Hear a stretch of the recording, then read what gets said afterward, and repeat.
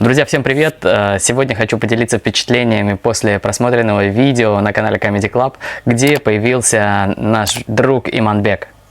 Чувак, ты кто? Я казах.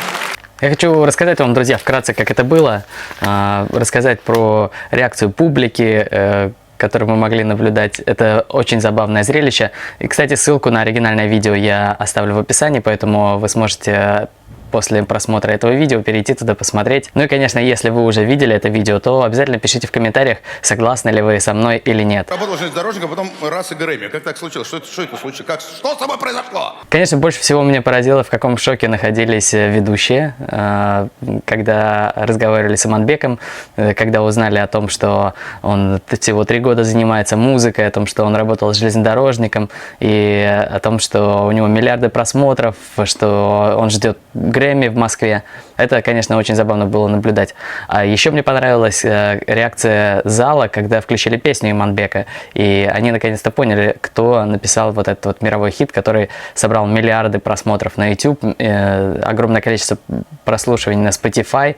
И мне кажется, друзья, что это такая довольно интересная ситуация, потому что обычно же диджеи, они такие всегда далекие люди, они всегда как-то не очень публичные, а Иманбек, он такой простой парень, взял, пришел на Comedy Club и так спокойно просто общается с ведущими и так себя спокойно просто ведет.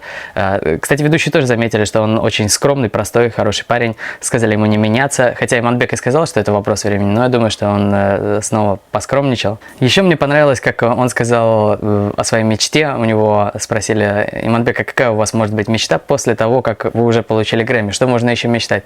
И Иманбек сказал, что лучше Грэмми может быть только 2 Грэмми. Прости, пожалуйста, один вопрос. У меня лично.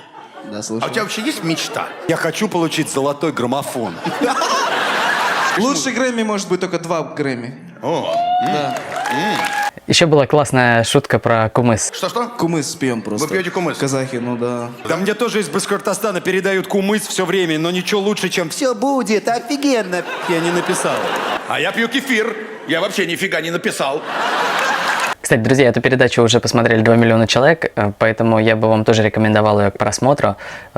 Все-таки вот мне приятно, что пока Иманбек ждет Грэмми в Москве, он появляется вот в таких вот передачах, которые помогают людям узнать его поближе, понять, что он за человек.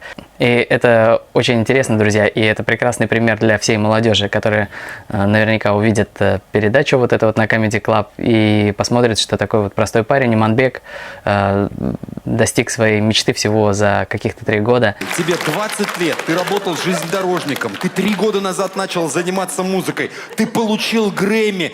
Я думаю, что это может быть какой-то дополнительной даже для них мотивацией. И ты сидишь здесь такой хороший, такой скромный, просто... Я уверен, что музыка Иманбека, она супер популярна у молодежи.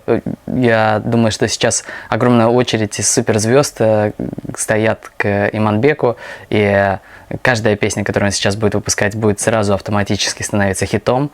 И я думаю, что он может стать трендсеттером, человеком, который создает тренд для всех молодых, которые хотят стать музыкантами, которые хотят стать диджеями. Они будут брать пример с Иманбека. И это очень круто, что в Казахстане такие молодые таланты, которые действительно могут быть хорошим примером для подражания. Друзья, на этом все.